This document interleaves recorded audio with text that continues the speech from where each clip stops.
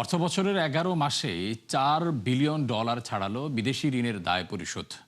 টাকার অঙ্কে যা 50,515 কোটি। এই অঙ্ক বছর ব্যবধানে বেড়েছে 9.9%। অথচ একই সময় $1 বিলিয়ন কমেছে ঋণ ছাড়ের পরিমাণ। অর্থাৎ দায় পরিশোধে চাপ বাড়ছে নিজস্ব তহবিলে। বিশ্লেষকরা মনে করছেন এই প্রবণতা আরও ভোগাবে আগামী বছরগুলোতে। রাকিব আল জাবেদের রিপোর্ট। বাজেট সহায়তা কিংবা ছোট বড় প্রকল্প বাস্তবায়নে বাংলাদেশের অন্যতম প্রধান নির্ভরতা বিদেশি ঋণ। প্রতি বছরই যা নেওয়া হয় বিভিন্ন দেশ, সংস্থা এবং উৎস থেকে। তবে আওয়ামী আমলে 1.5 দশকে সেই প্রবণতা বেড়ে যাওয়ায় শুধু আসল পরিশোধে চাপ বাড়ছে প্রতি বছরই। অর্থনৈতিক সম্পর্ক বিভাগ ইআরডির হিসাবে চলতি অর্থবছরের প্রথম 11 মাসে সুদ-আসল মিলিয়ে পরিশোধ করতে হয়েছে রেকর্ড $413 কোটি, যা বছর ব্যবধানে বেড়েছে প্রায় 9.9%।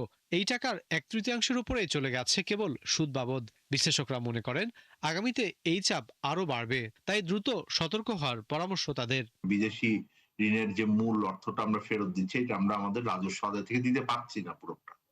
সুতরাং আমাকে ঋণ করে কিন্তু আসলে ঋণের অর্থ পরিশোধ করতে হচ্ছে। এখন যেই চাপটা আছে, এই চাপটা খুবই স্পষ্টভাবে আমাদের সার্বিক আর্থিক ব্যবস্থাপনার ভিতরে দেখা যাচ্ছে। সবচেয়ে বড় চিন্তার যেটা বিষয় সেটা হলো যে ইন্টারেস্ট রেট কিন্তু এখন হাই হয়ে গেছে।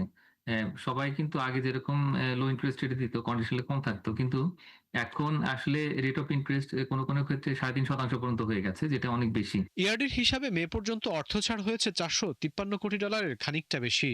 অথচ এক বছর আগে তা ছিল $557 কোটি। সে হিসাবে কম পাওয়া গেছে $104 কোটি।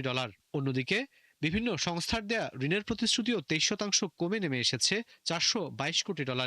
এই সময় কোনো প্রতিশ্রুতি দেয়নি জাপান, রাশিয়া এবং ভারত, যা আগামীতে সরকারের আর্থিক পরিকল্পনায় বড় বাধা হতে পারে বলে মনে করেন সংশ্লিষ্টরা। যে আমরা কি পরিশোধ করতে পারবো অর্থ? তার কারণ বড় যে সমস্ত প্রকল্পগুলো আছে সেই মেগা প্রকল্পগুলোতে কিন্তু এই অর্থ পরিশোধের অলরেডি শিডিউল চলে এসছে এবং 2027-28 থেকে কিন্তু তখন আমাদের একটা বিশাল অঙ্কের অর্থ পরিশোধ করতে হবে। তো আবার নতুন করে যদি আমরা ঋণ নেই, তাহলে সেক্ষেত্রে একটা বড় চিন্তার বিষয় থাকবে যে আমরা কিভাবে এই অর্থ পরিশোধ করব। একই সঙ্গে হয়তো কমিটমেন্ট আরো কমে যেতে পারে।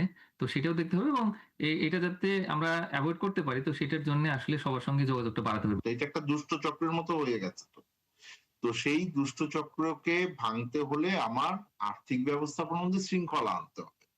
সেইটার জন্য যদি আমাদের যেটা সাময়িকভাবে যদি আমরা ঋণ করেও থাকি, আমাদের মাথায় রাখতে হবে যে এই ঋণটা ফেরত দেওয়ার ক্ষমতাটাও আমরা অর্জন করছি কিনা। ইআরডির হিসাবে 11 মাসে সবচেয়ে বেশি $96 কোটি ছাড় করেছে বিশ্ব ব্যাংক। রাকিব আল জাবেদ, 71, ঢাকা।